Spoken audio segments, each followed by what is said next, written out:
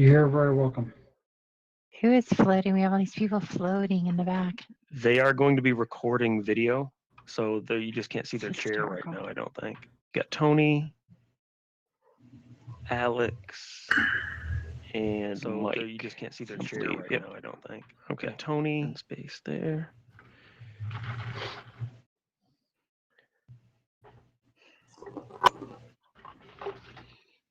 Oh, hey. There's Sean. You walked through me. John, where are you going?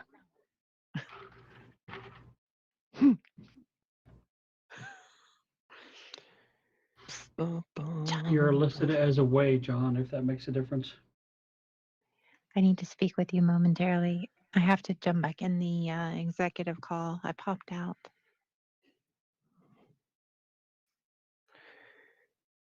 He may be linking the last video that I sent him a minute ago to YouTube.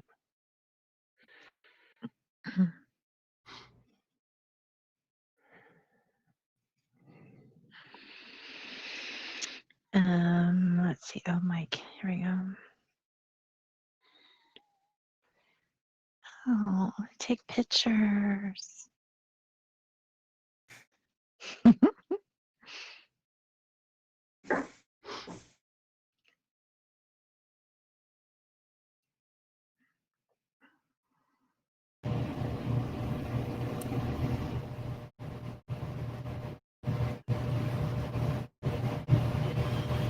Lauren, we're getting a lot of audio out of your microphone. Okay, hold on.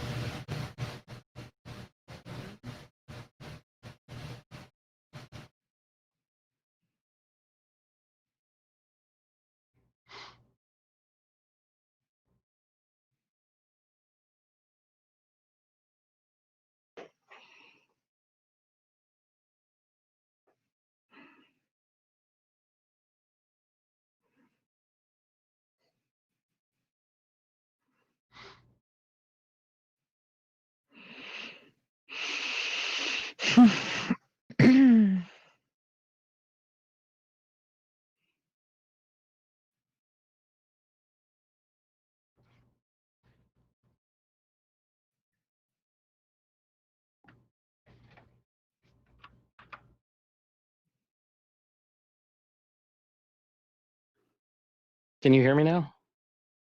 Yes.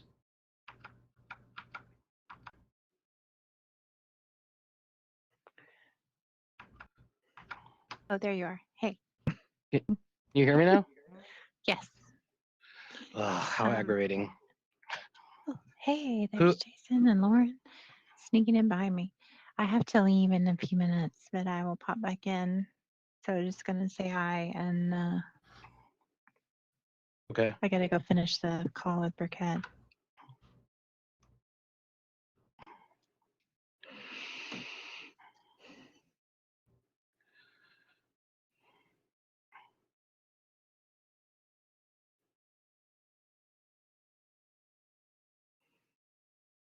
Jason has Batista has a question.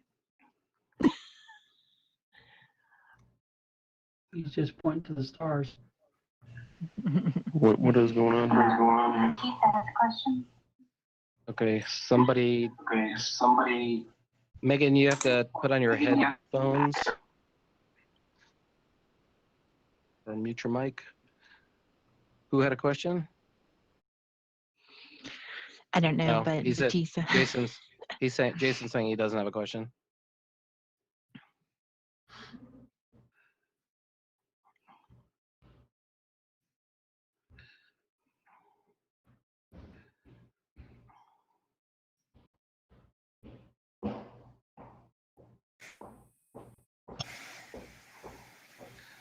Okay, well, we're just waiting for our guest speaker. He was here for the run through, but I know I just had a weird issue happen with mine where you guys couldn't hear me, but It's I could me. hear you. Oh. Here is the CIE form. Hey, John, can you hear me? Yes, I can, sir. I am not seeing the monitors show up on my feed. You're not showing the monitors. Yeah, so I may not be able to record. Is everybody else seeing the 3 monitors? I'm Here, good. Alex, Yes. if you want to switch me, I can record from there. All right. Let me get it fired up here real quick. I see them. They're just black. No, it's Oh, really? got Dave Okay. School probably presents, Yeah. light field background, It- rocks. It may have been because I had to pop up and then pop back on.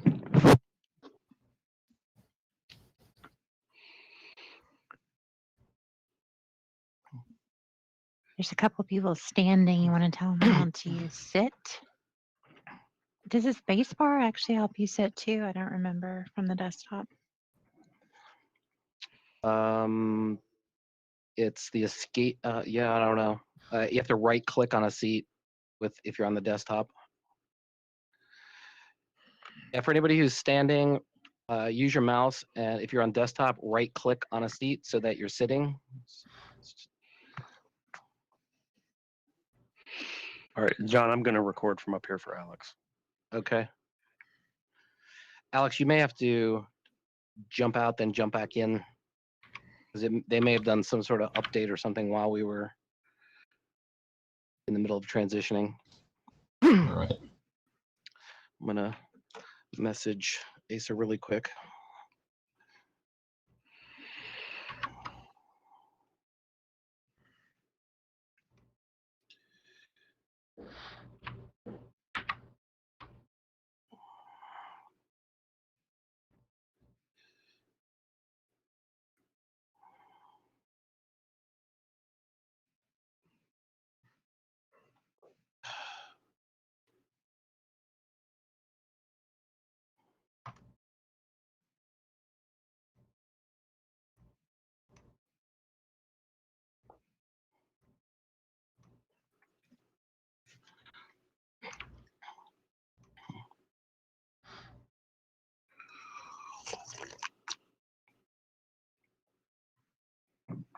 I had to get him the second password.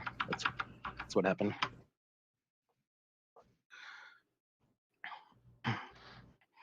For everybody else who's here, everybody else log in without a problem? Yeah, no John, problem. Okay, great. John, could you grab a seat? I don't know if you're having an issue with your thing. Can you right click, just aim at a seat, and it should, there you go, pops up like a chair. Mike, you're also. Is there supposed to be something on the screens right now? There is School. supposed to be something on the screen. Let me reload the video. Maybe, Alex, are you seeing the screens now? I see the screens. Yeah, I can see him now. Okay, great. Let me reload the video.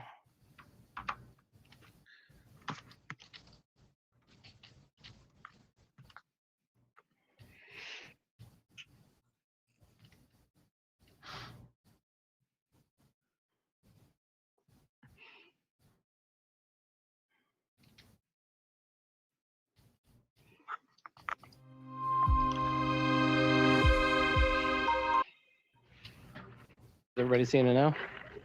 Yeah, I see it now. Good. Okay, we have a couple people that sound like. Yeah, we got some people. If you unmute your mic, make sure you have a headset on, because otherwise it will echo. And Asa is here with us. Awesome.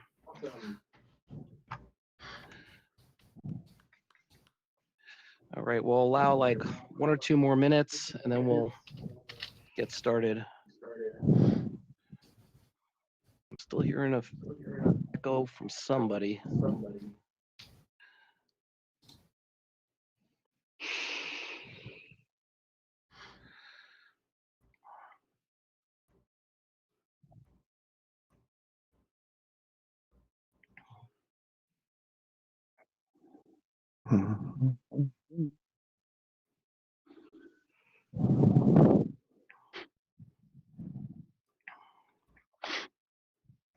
Is my sound good, John? Yeah, you sound good.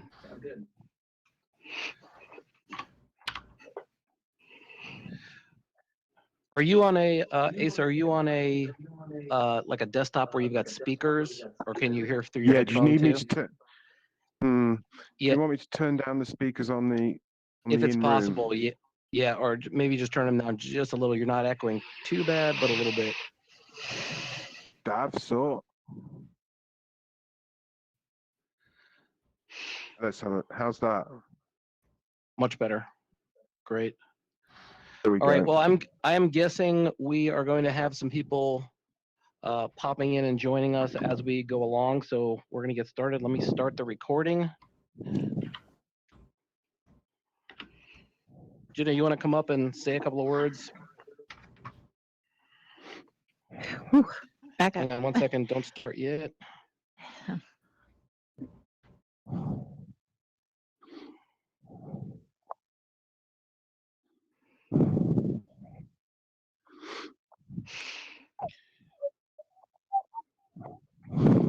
All right. So everybody who's recording video can start recording video. I'm going to start the virtual recording.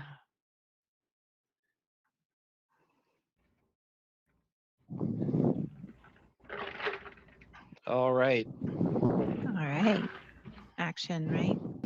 Action. Okay, everyone, welcome to our guest speaker portion of our award ceremony for term 4. I'm very excited to have Asa Bailey here with us from Onset Facilities in the UK.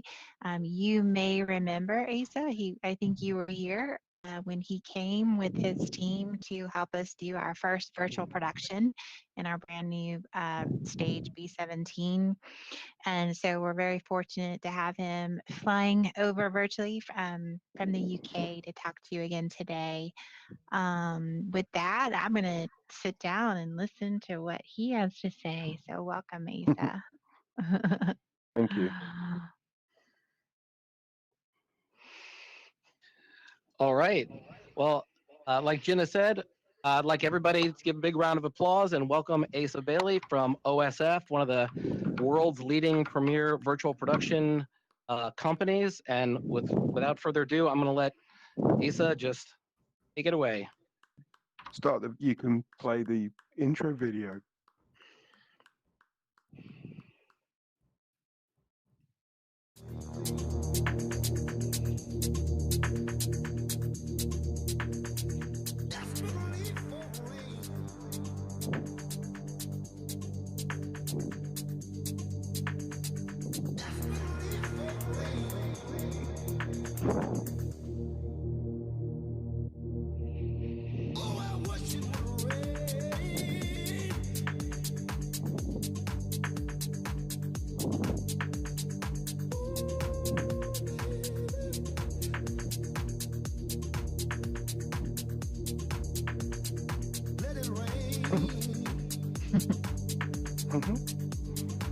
That's all good fun.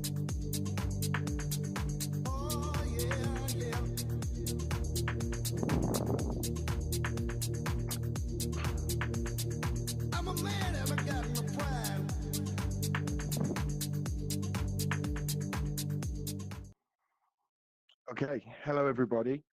My name is Asa Bailey and I'm the CEO of Onset Facilities. We create high-powered computing environments. Thank you. Thank you. We create high-powered computing environments for virtual production and real-time VFX. And as you can see, we've been here in this space for quite some time, but I have to say I've never been in this space before. And I'm kind of intrigued. You know, first of all, can you guys have any interaction whatsoever with me? Can we raise hands? Yep, we can. People raise their hands. Is that possible? Yes, cool. One at the back. Anybody else? Nobody else can raise a hand. There we go. 2, 3. Okay, cool. All right, so you are real, and this is a kind of real interaction. Oh, cool. So I'm gonna um, I'm gonna take a little look at what I think you guys, when you have finished with school and you're going on to work in the industry, I thought about talking about what the things you may be doing and in the areas that are now becoming more of a less of a rarity and more of a need with the virtual production and the real-time production and situations like this, because it kind of covers everything, including this sort of environment that we're in. Let's have a next slide, please.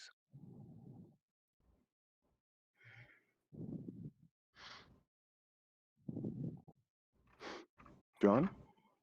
Yeah, 1 second. What we Loading got it up coming? for you.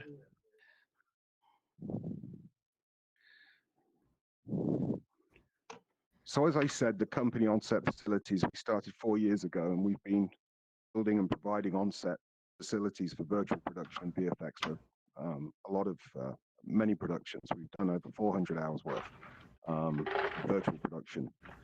Our company, John, do we have the history video? Can we have that? Yes. Can we show where Sure. it started? Because it starts the Sure. story of what I'm going to show you here. So about, well, feels like 2 years ago now, we created a way to live composite. I say we created, essentially we took a number of technologies that were already out there and we brought them together, and we were kind of like took broadcast tech, chroma, which is obviously a VFX method, camera tracking, which is again from broadcast originally, and from camera tracking on virtual studios for news and broadcast, voting and the political debates, things like that, sports. And when we did this,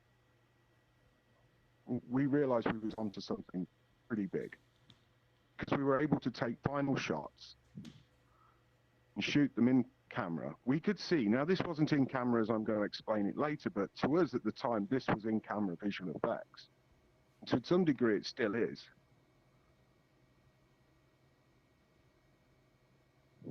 Now that video went kind of quite big, and it really set the tone for all of our work moving forward, and I have a lot to thank my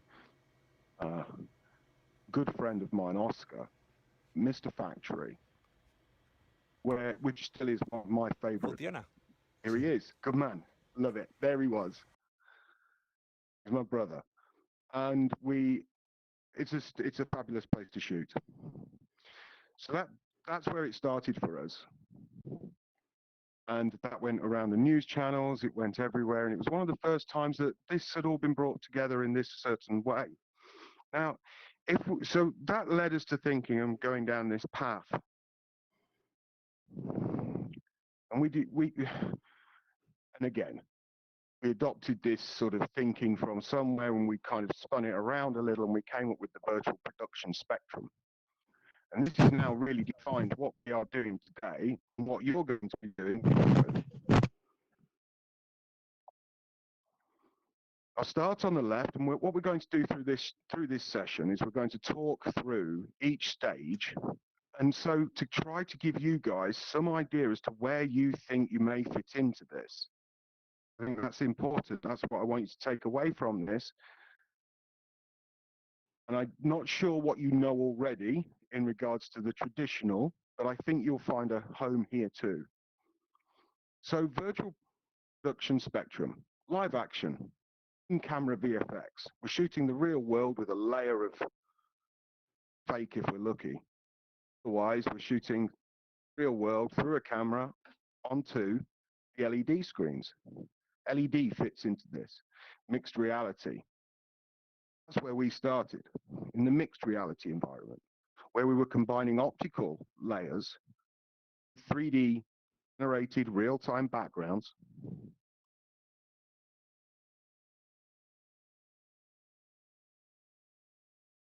and then we go to fully virtual reality, where we are now. We're fully synthetic, very.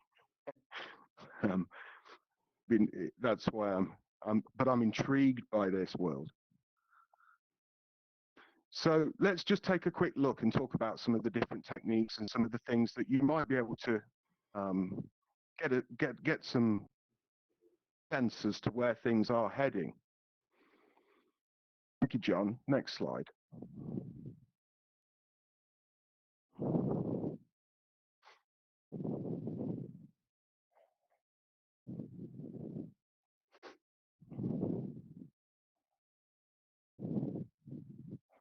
Good to see that the old technical issues don't vanish. Right. If you've seen this before, came across on my radar not that long ago. This is actually now a stage.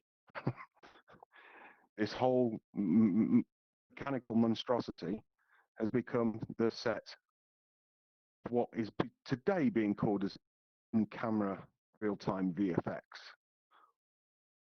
It's all LED and LED ceiling. It's the Mandalorian stage. That's what it looks like from the bit that interests me, because that's the side where all the hard work is. And you can see the backs of the panels. And whenever you look at an LED panel, please just look at the back, don't look at the front. If you ever have to put one of these things together, it's all about that. Now let's look at the front. You can go inside there now, John.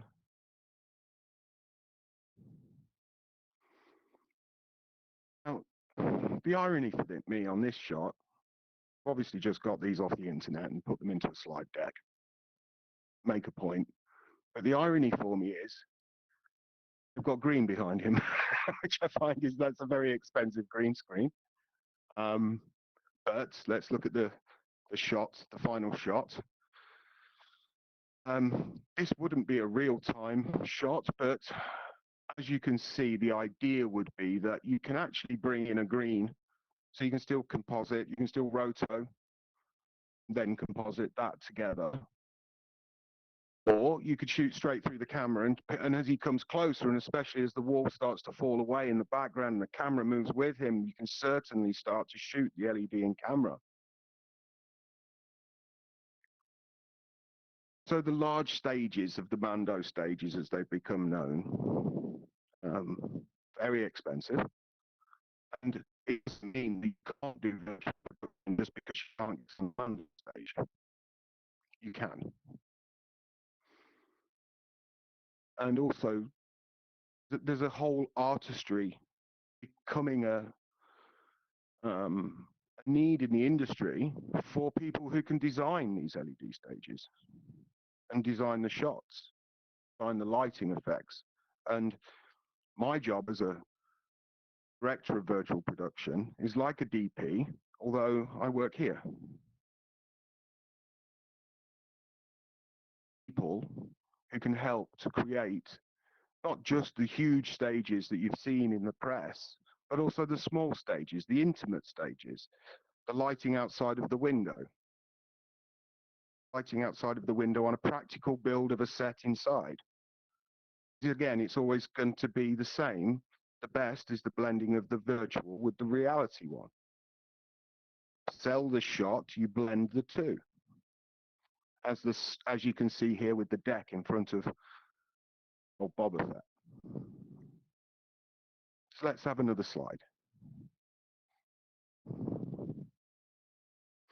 When we're shooting in camera VFX, we have to think about how big is our walls and how big are these studios going to be based on our camera positions. This is why it takes a cinematographer to be able to look through these things and to be able to then guide the production so that people can see, follow the shots, and therefore then design the sets and build to the shots. Sometimes you might not need a huge Mando stage if you want to do all of your production on a roughly 75mm mid shot, or you could get away with a 6 meter by 4 meter panel. But if you want to get to your 18mm wide situations, then yes, somebody's going to have to dig in their pockets and get you either into a big LED stage, or you're going to have to build one. Let's have the next slide, please, John.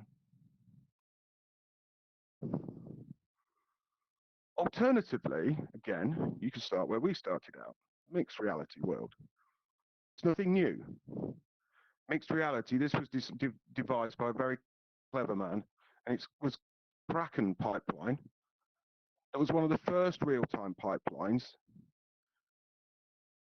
and it had a look, shall we say. If we go to the next slide, this is from V, television show, and this was in 2010. But bless them, they tried it. They tried so hard to bring real time, to take what we've taken today with the advances in all of our computing power.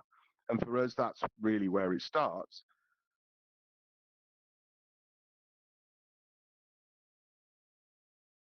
And, you know, it's V. I loved it. I'm a V fan. But you don't have to have the LED to do this. You can combine the two. One of my favorite ways of shooting this type of situation is to use LED, but use sometimes more accessible, lower pitch, shall we say higher pitch, bigger, LED as lighting. So I use the lighting on the LED to project into my scene. Of course, yes, we've got green problems. You're going to get a lot of spill. You're going to have to manage and learn how to shoot in those environments. As artists should now, you can work with people like me to create these worlds. Production designers to style those characters and to build the practical sets. Modelers to be able to model the environments, texture artists, lighting artists. It's all relevant. It's just shifting. Shifting to the front of the production pipeline brings me on to a few problems. A few problems for traditional VFX. Built on a shot-by-shot pricing structure. In here, I can shoot wherever I wish. I'm a virtual cinematographer. I don't need you to tell me all the shots. I need you to set the scene. And I will shoot. And when I finish shooting, I'll package up the whole pack and I'll deliver it to you guys. And then when I've gone, you can continue to shoot. You can make your virtual cameras and you can fly around. Let's have the next slide. Moving towards the end of the virtual production spectrum.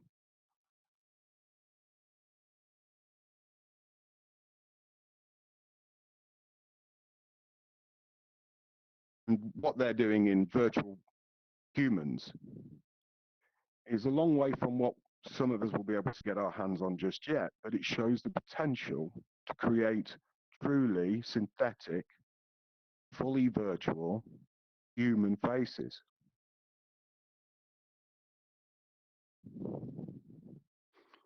Oh, we're here like this, and I think we'll be comparing this to the dial-up modem in a short while, especially when the power of the capture, the cloud, everything comes together more smoothly. We'll be seeing ourselves as this in the digital world. Then brings me on to a new way of filming with a single camera. Not as an artistic person myself, I don't have that right anymore. It's kind of your right. And in this world, you can shoot the film. Just create the environment, create the world and invite you in.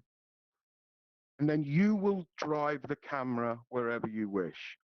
Maybe not. Maybe you'll just want to sit back and enjoy the show. And there'll be that option as well. And in that case, there'll still be edits, there'll still be cuts, there'll be these. A wondrous world, because we can think of new ways of formatting our entertainment. It doesn't just apply to a 2D screen, it applies to a 3D environment. It can mix between the two, or a blended environment of, if we go back down to the spectrum towards mixed reality again, AR, augmented, then into fully virtual, and brings us on to then the future of that, which will be then the volumetric capture. And that is a way of filming from all angles, and I'm going to show a quick film about that. We can talk a little more about your role in this space.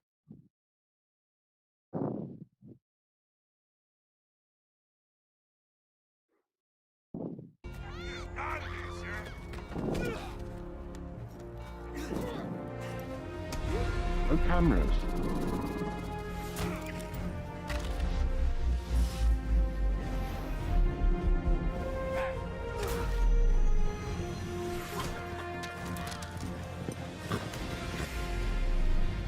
Sure, it's grainy, the detail's not there.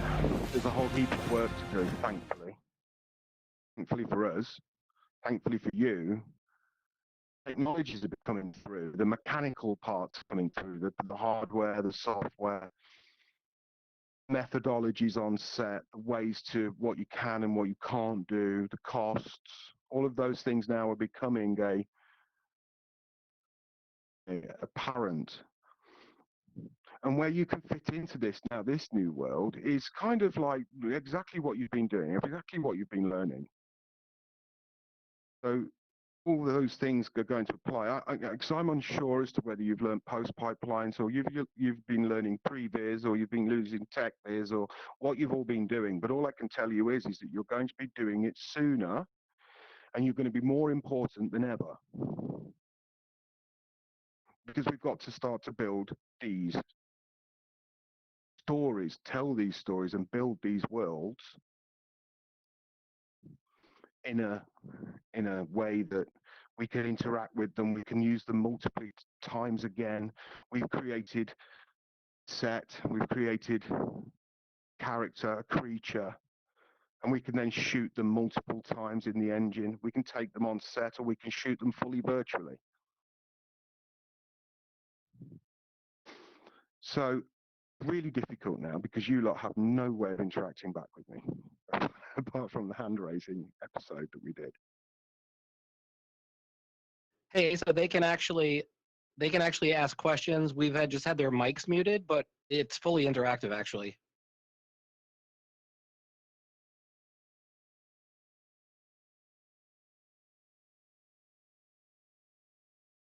I lost your sound. Did everyone hear? Can you hear me, Asa? I can. Okay. Yeah, so everybody has mics. We just had them mute to make sure that there's no feedback or anything. Do you want to do like a little Q&A? Yeah, for sure. Yeah, fantastic. So anybody who's got a question, raise your hand, and when he calls on you, then you can unmute your mic. It takes I'm going to have a usually little drink like we do on stage at normal sorts of things. it usually takes a second to get around the controls for raising your Oh, hand. no, everybody take your time. Don't just chill. I'm in a front room, the mountain, Wales.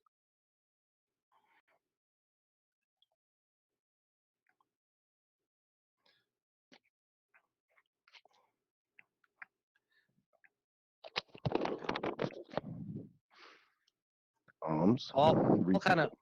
I'll kind of start it off here because I've got a couple of questions. Good. You and I, we've known each other for quite a while, and can you tell I know this is a question that comes up a lot. Students are asking this a lot.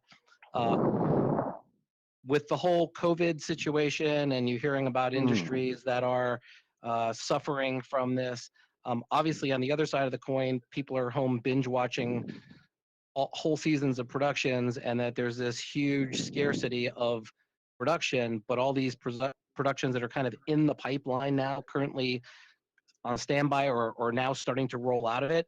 Can you give your sort of, from your perspective, where things are? Are they coming out now and starting to get back into production? And how is your forecast for the future of virtual production artists coming out of this kind of program? I think you guys, if you've got any form of virtual production skills, going to be fine. That's a given. So the demand for virtual production people is good. We need engineers. We need people that know their way around computers and software. It's creative too. So there's a whole ream of opportunities in virtual production, and the reason being, as you've said, I mean, we've just had all those cinemas close. I mean, what is that about? We've had that was a moment when world is changed. We've seen a shift towards localized, centralized production, where crews are not having to travel. You can create bubbles.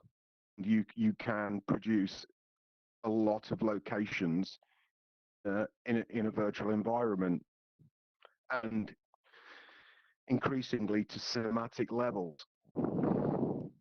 So that's become a real thing now. Whereas when we did the first video that I showed you, we didn't know really what we were doing, apart from trying to get things done quicker and easier. And because we're digital people, that's what we do. We do it faster, et cetera, et cetera. So yeah, it's become now. I don't think there's a production company on the planet at the moment who's not looking at virtual production as a way to either connect their crews in pre-production or to shoot.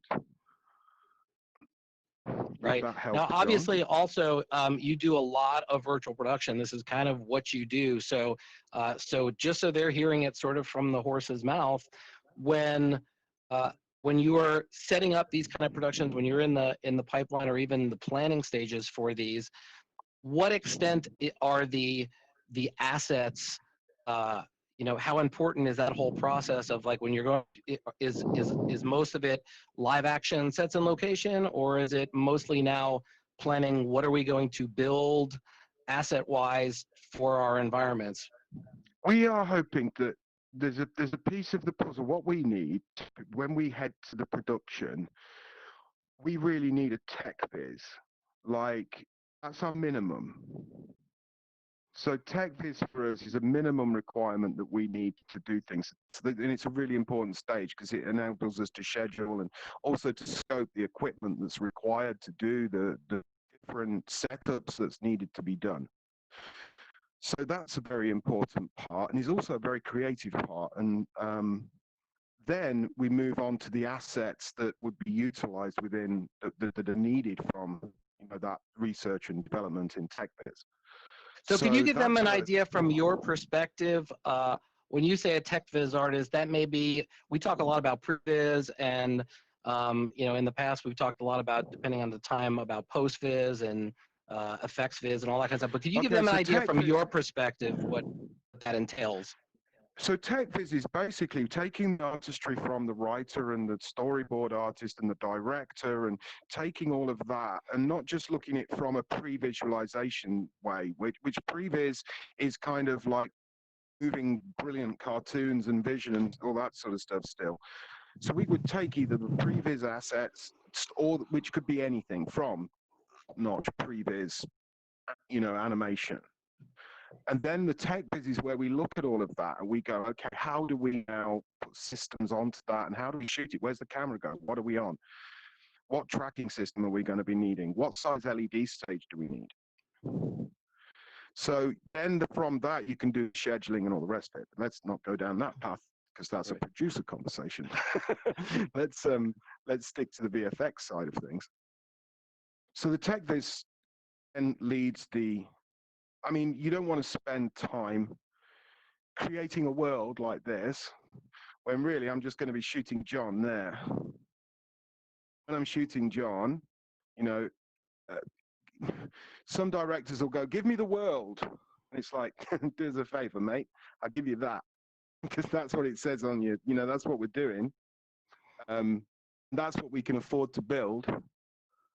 And so that's where we are. And the tech viz gives us those abilities to make those decisions and schedule and stuff. And then we need the assets for this. And that's where then obviously we come to the artists in terms of the the characters and creatures and everything else.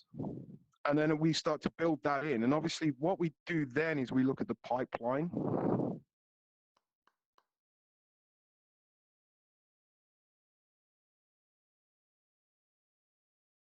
I think we may have lost your audio.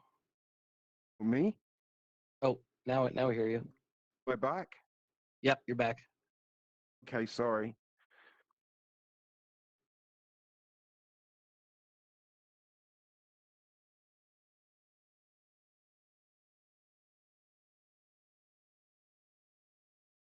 And I think we lost you again. Oh. Can you hear me now, John? Yeah. Yes, we can hear you now. Is anybody else losing him? The sound? Or is it just me? Yeah, it's in and out. Okay. We've got some serious pipe into this place, so I'm not Yeah. sure what the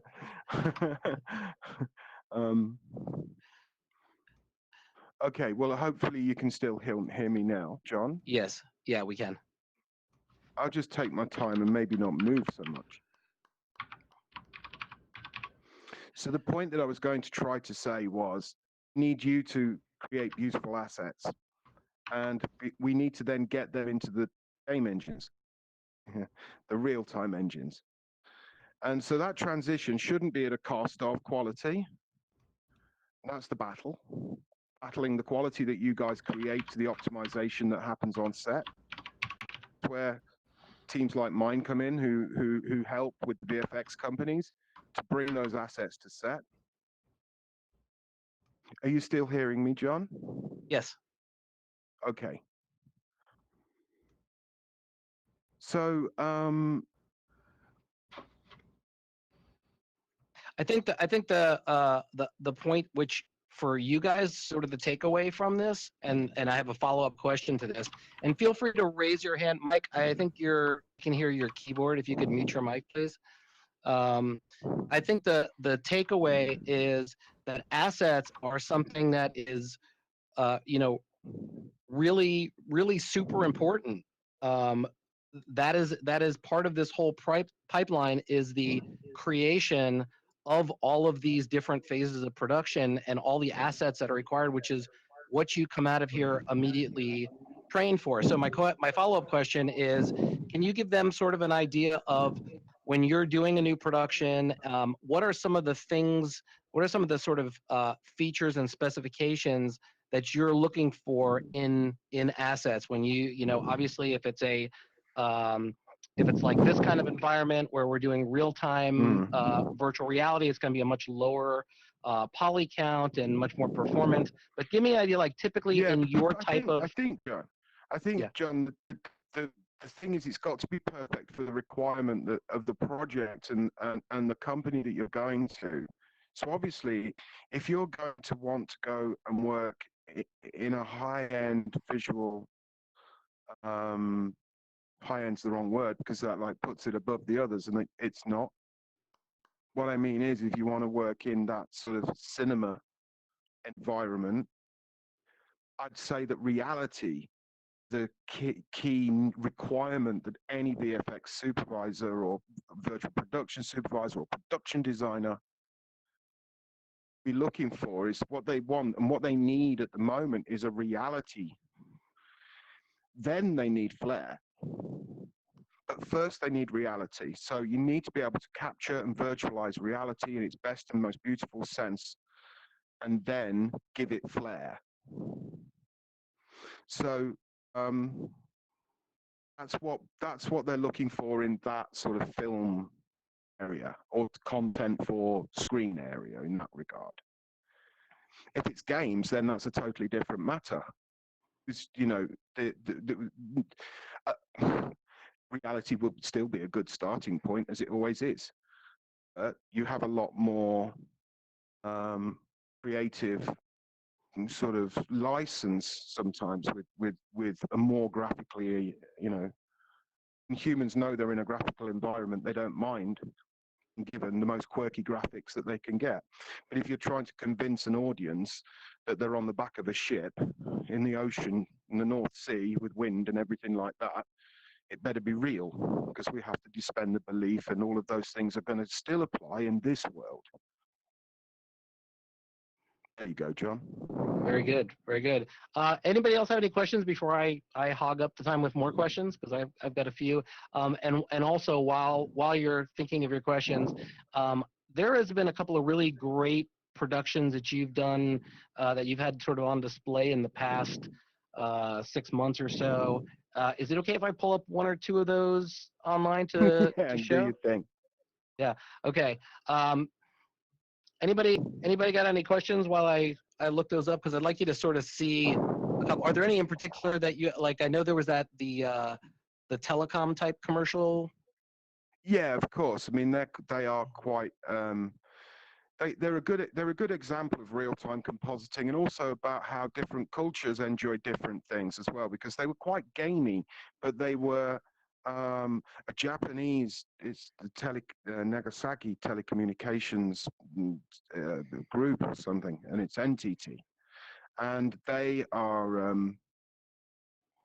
so they like this futuristic aesthetic, and this was an amazing project. So we got to make a whole heap of films all about the future and all about various things. So, I mean, by all means, you can show some of that, which will show the kind of some of the tricks, and I can explain through some things if you wish. What was the name of that one, Asa? It'd be Wake Up 2. Or Wake Up 2 if you've got it on YouTube. I don't know how you're doing this. I'm gonna have a little move. Let's see. So how do I can't even? I mean, this. My eyesight is bad. But John, live. Yeah, I'm doing a YouTube search within virtual reality. How about that for? I mean, why not? For Let's Meta. give it a go.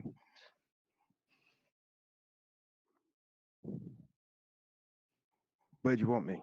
Oh, I'm getting moved around my stage now in the real world. Yeah, you can wherever you'd like. And if anybody's got questions, you can just use the escape button to pull up the menu to raise your hand.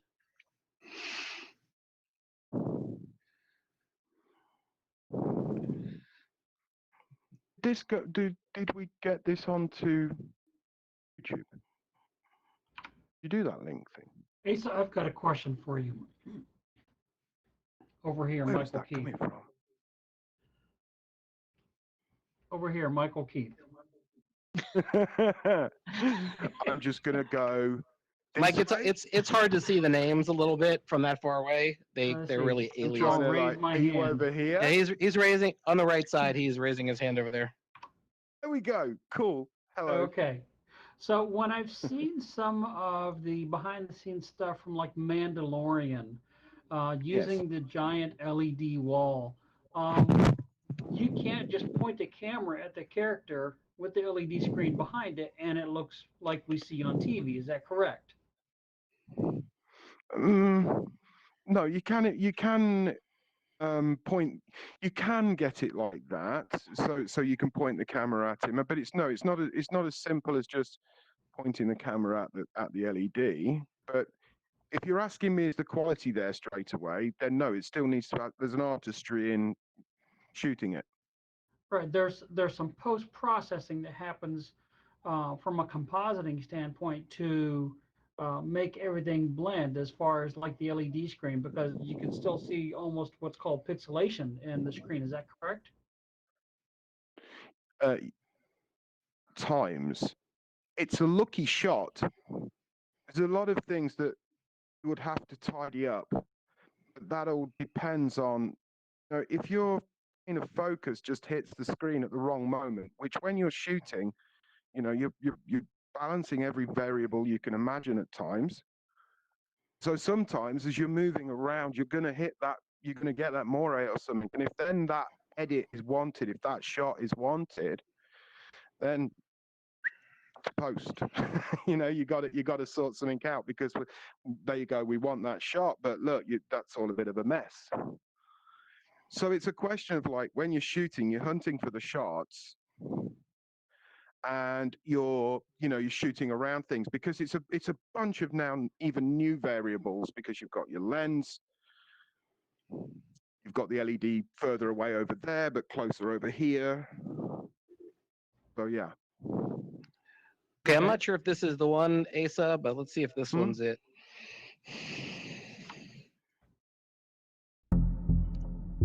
Yeah, this will do. So this is all real time. So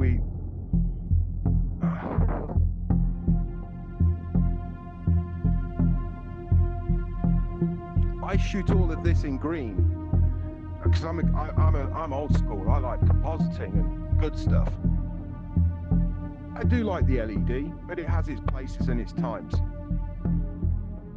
But for me, there's nothing better than having my character in front and my green screen and everything, and being able to build all of this with my dynamic lighting, which is LED.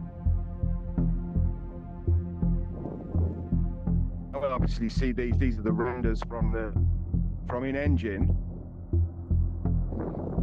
and these are real-time shots. You know, how we do it is we record on set. We record in various ways through our own built systems, and we can save all of the assets as files to pass down the sort of into good old solid VFX pipelines. So you can still composite it. You can re-render out the backgrounds from the engine at a higher resolution if you wish, and recomposite it all. Everything's all time coded, sync, gen locked.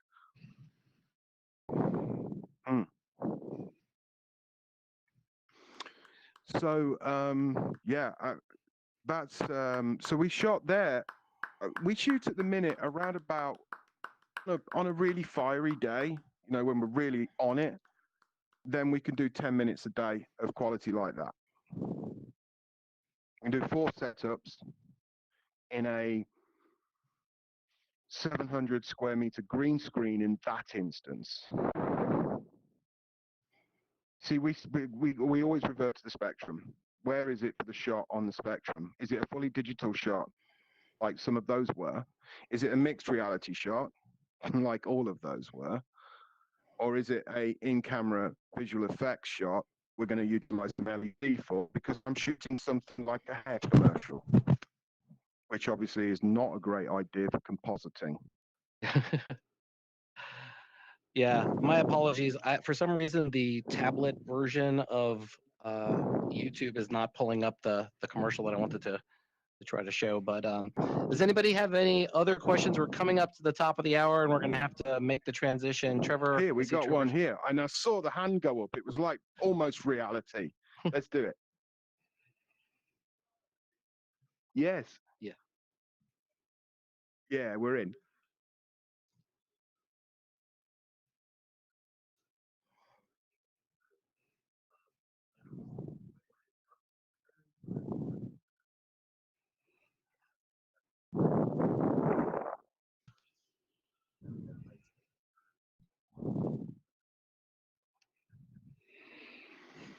I'm sorry to sound like a boring record, but it's always for me to start with reality first. I need to see a little bit of you can do, and you do have an understanding of the basics of design and form and the beautiful things of, go back in history and learn all the good stuff. And if I can see a reality and it draws me in, then I'm looking for a bit of, I like an edit. I like somebody who can edit as well, who's got a sense of edit and pace with their own work. So it's like, don't show me the long shot, cut it, kill. Oh, this is terrible. This is really on PC, but I'm going to say it anyway, John. You got to kill your babies sometimes. And so you got to cut that shot down, Mm-hmm. even though you love it. So a sense of pace and a sense of excitement, because you get that from the reel. If you watch a reel and it's just like some guy walking along, drops his hat, picks it up, or so just and don't let the perfection stand in the way of being really good and having sort of like trying to find a little voice with your reel.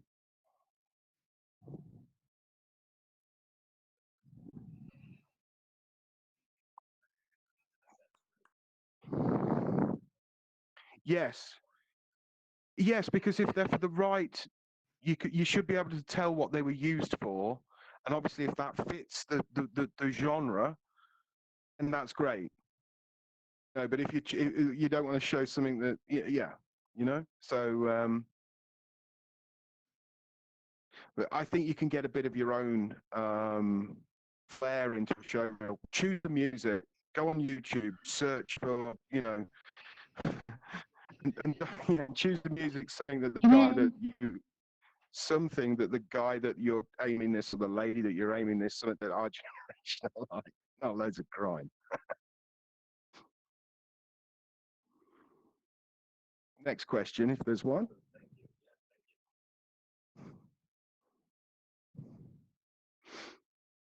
Any other questions from YouTube online or here? Anybody else here? Because we're getting to the top of the hour. We're going to have to move to the next location.